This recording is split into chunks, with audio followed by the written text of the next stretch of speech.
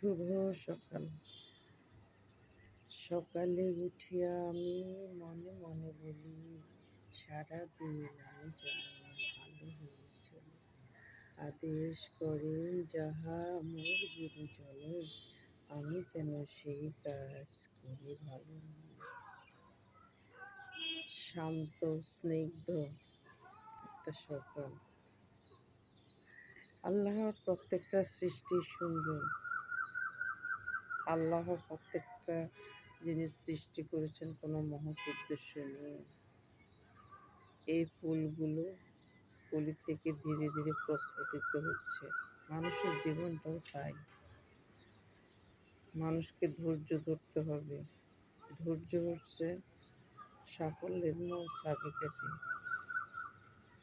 আল্লাহ ধৈর্যশীলদের পছন্দ করেন। কোনো কাজে হতাশ হওয়া যাবে না।